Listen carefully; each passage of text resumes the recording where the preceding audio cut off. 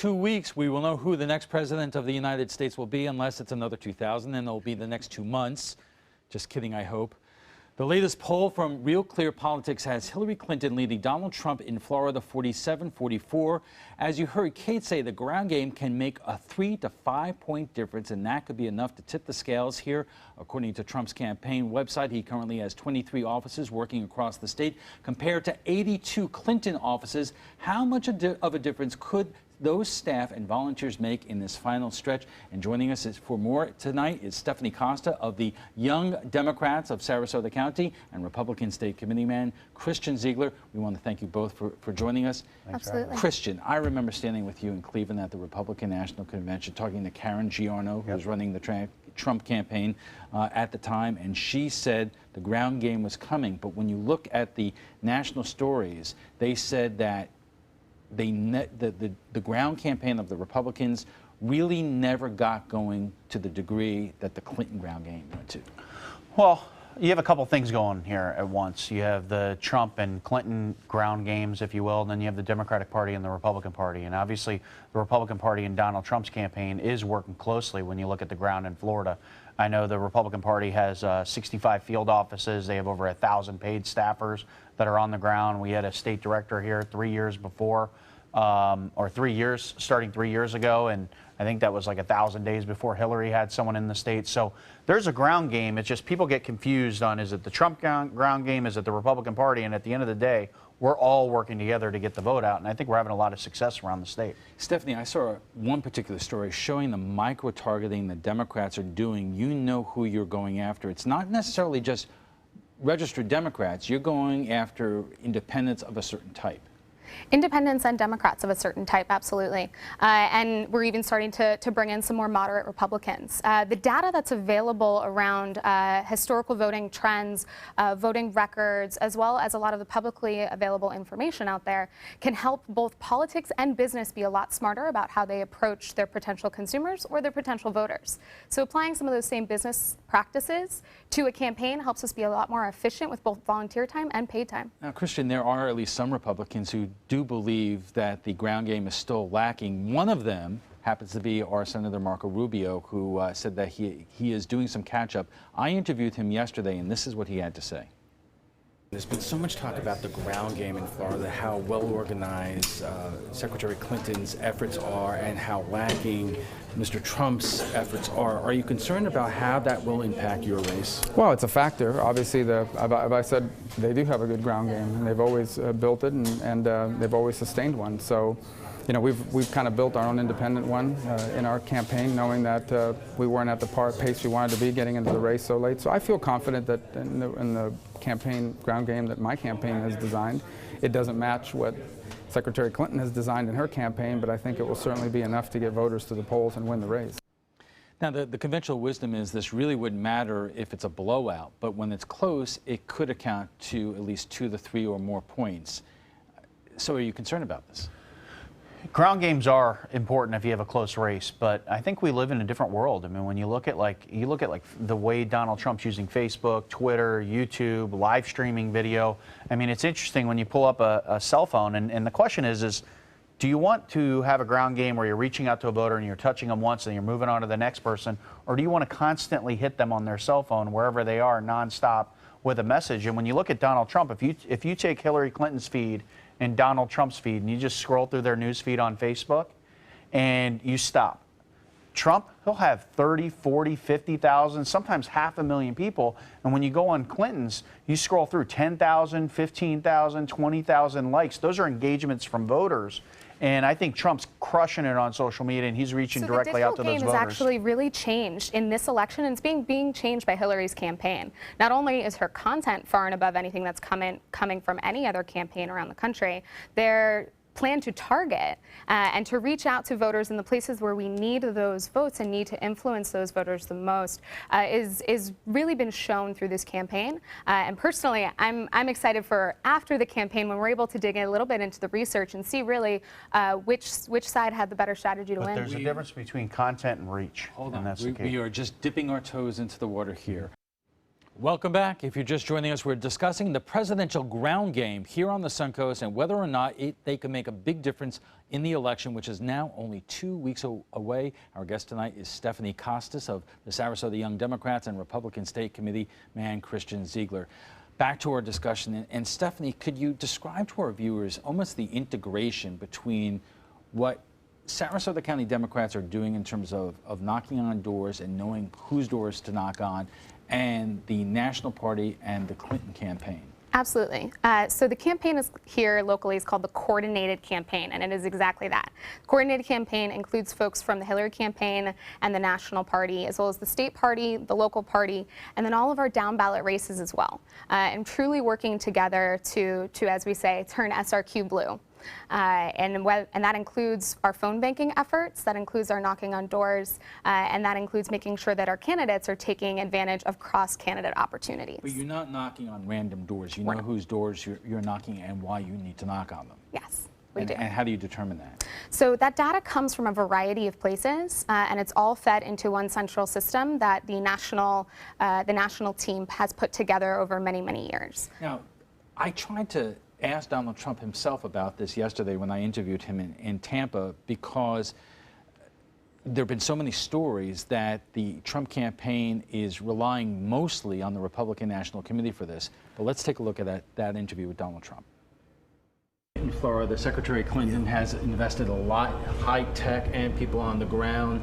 We keep on hearing that your campaign is not as well organized in terms of getting people out to the polls. Are you concerned about that? Well, she's spending much more money than I'm spending. I mean, they raised $1.5 billion or something from Wall Street. They have much more money to do this with. Again, I put up a lot of money, but I think we're much more efficient. I also think that our people have much more spirit. You're going to find that. I don't think her people want to vote, or I don't think they care that much about her. And you know, you can have all the ground game in the world. We have a very good ground game, but we don't spend nearly as much money. They've raised a tremendous amount of money, and it's a machine.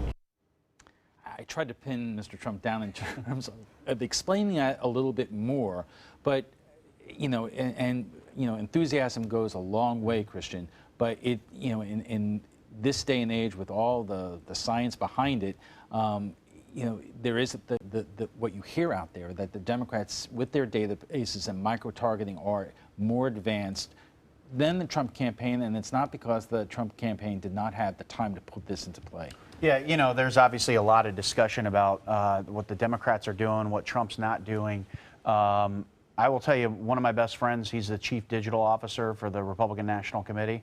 And he's in charge of all the voter files. He's in charge of this micro-targeting program that you're talking about.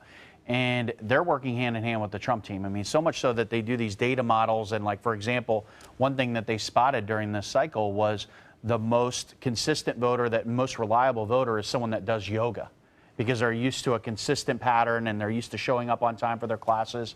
And that is micro-targeting. So the whole discussion that the Republicans aren't doing it is just plain false. What I think Trump touched on that's pretty interesting is when you get towards the end of a race, you can do all this micro-targeting and all this mail and everything else early, but when you get towards the end, it all becomes turnout. And if you look at Donald Trump, he has a rally, he has 20,000 people in Tampa. When, you know, Senator Kaine, he's on the opposite coast, I think there was like 30, 35 people is what they're reporting at his rally. And Trump is taking his message directly to the people. So instead of relying just on volunteers to do that individual outreach, he's going directly to them, bringing in tens of thousands of people into a venue. And those people are going to be energized. Those are the people that are going to get off their couch and go vote. But huge rallies are not everything. I mean, Bernie Sanders had huge rallies and Secretary Clinton beat him. They're not, but it is a key piece where you have the candidate going in front of the voters, because they're doing that. And like I mentioned, one of my best friends, chief data officer of the Republican National Committee, he's working directly in Trump Tower with Team Trump and ensuring that they also have that data program going as well. And I want to ask you about this question because on one network show, Vice News, they interviewed the chairman of the Hillsborough County Republican Party, who says that she told the Trump campaign and the Republican National Committee, stay out of Hillsborough County. We know what we're doing. We don't need, you know, your help. And okay, so this is the way it works. People don't really understand how it works, but this is how the whole Republican Party structure works. Is you have the National Committee. which is obviously overseeing all Republican efforts in the country. Then you have individual states, like state of Florida, 67 counties. Each one of those counties has a Republican operation set up. And each one of those counties can decide, are they going to bring the presidential in? Is the presidential going to have a separate office? How are they going to run their operations? Here in Sarasota County, I can tell you, we do a fully coordinated effort, as you were discussing, where we bring in the Trump team. We have a rep from Marco Rubio's team in our office as well down in Osprey. And we work hand in hand. But we also focus on the local races, too, because we got to ensure that our county commissioners, our state reps, state senators get elected. So every county's different. You can focus on what one county's doing or this county. I can tell you, everyone's excited. You're seeing that with Trump. He's having 3-4 rallies a day, and he's getting 20,000, 15,000 people showing up. Oh, Great. please do. Well, first, I'd say that targeting voters based off of them doing yoga isn't micro-targeting, that's actually profiling. And profiling is very helpful to get an idea of who your ideal voter is, and then you can start to layer that information on top of the information that you have about your voters. Second, rallies don't necessarily predict turnout. Traditionally, Republican voters have a more flexible schedule than a Democratic voter and have more ability to travel longer distances, to come and see a candidate speak. There's been some really fun and interesting stories and pieces coming out about Hillary's silent support, is what they're calling it. And it's silent support because those people are so busy working to support their families, going to school, and really pushing and driving, like myself, to knock on doors locally. But both campaigns seem to be talking about this silent support. A lot of Trump supporters are saying there's a secret vote out there, which is why that may not be reflected in the polls. And that secret vote and these silent silent folks are why it's so important to go knock on every door and to go get out every vote. You'll go to 538, and there's such amazing, cool data today to see and look at and predict. But we're not really going to know until we wake up on November 9th, and we need every vote. Let me ask you this. Do you believe that the Democrats have an advantage in terms of the sophistication of the ground game? I think that both parties are very smart, have a lot of knowledge, and have a lot of information. I think here in Sarasota County, we do have a little advantage because of the amazing structure that the party here has built and has put into place for when a candidate, regardless of which candidate, was going to come down and start to put out that ground game. You're shaking your head. Yeah, you look at Sarasota County. I mean, there's not an elected Democrat outside of tax collector. We win every county commission race. We win every state senate, every House race. I don't think built for this campaign. I don't think that the last time a county commission candidate that was a Democrat, I don't know when the last time that happened in Sarasota County. We are built for Republican victory here in Sarasota. We're going to win Sarasota. We're going to deliver it for the nominee, and that's our local organization. And really, when you look at it, I don't think there's any way that you can justify or explain away the fact that one candidate has a rally with 20,000 people and the other one has 35. It has nothing to do with schedule or timing, being able to make the event. It comes down to enthusiasm, and that's what we're seeing. And I can tell you, my neighbors around me, there's so many people that show up to these rallies and go to these rallies that, hey, I've never been involved before. I'm excited to be involved. And that's what we're seeing on the Republican side, and that's why you're seeing these crowds. It's not the consistent voters that are like always going to vote every single cycle. These are people that are just now getting involved, and I think that's when you look at the polls, those people aren't being polled. So it's happening on the Democratic side too, and I think it's so cool and so amazing. Here in Florida, we've had such a vast voter expansion, and getting more people out, getting more people exercising their franchise is really what gets me excited. You know, I'm someone who wasn't involved in politics a year ago. I don't have the history and the background that Christian does and the tenure locally or nationally, and I got involved because for the same reason that a lot of folks that you've heard from have gotten involved. It said, hey, this is a turning point in our country, and we have some big decisions to make, and I want to be part of making that choice. I think that's something that you could both agree on one way or the other. This is a turning point. We have to take a quick break, but when we return, we'll have final thoughts from our guests, plus comments from our viewers on the Manatee County half-cent sales tax referendum, which is also on Election Day. Welcome back. Have Florida voters made up their minds, or could volunteers still rally last-minute supporters for their nominee? Our guests join us now for final thoughts. Okay, here's the question. Who has the better ground game in Sarasota and Manatee County, the Democrats or the Republicans, and why? Stephanie, we'll start with you. Well, I think you can guess what my answer will be. I believe the Democrats have a great ground game. I'm personally very, very much so part of it, and I can see the energy, I see the enthusiasm. We've had so many new faces coming into our headquarters every day. We have a nice steady stream of folks coming into our various offices around Sarasota, really eager and excited to talk to their fellow voters. Christian.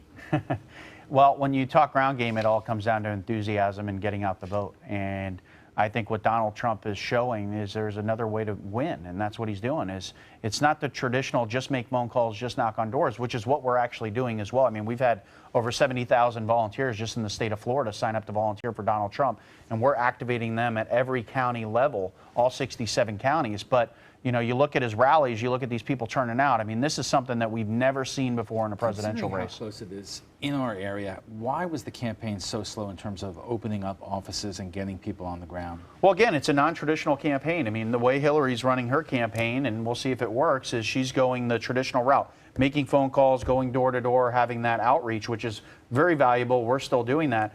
But Trump's team, you know, you have the Trump organization, you have the Republican Party. Trump's team has been focused on this rally strategy and getting people, you know, turned out in the masses. Stephanie, final word. We only have a couple seconds left.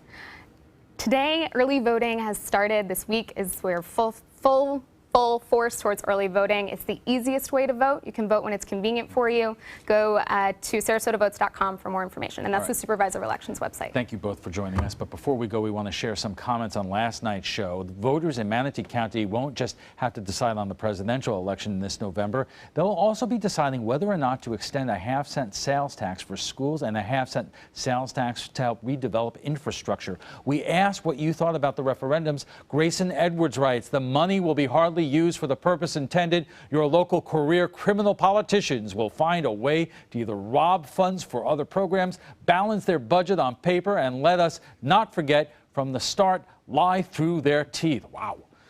Bonnie Favor writes, no, I don't support more taxes. I can't see where the money is being used efficiently. And Corey Holmes writes, big no. We should not pay for Manatee County government mismanagement and irresponsible spending and asking the taxpayer now to pay for it. Horrible planning, and people should be held accountable. How do you really feel?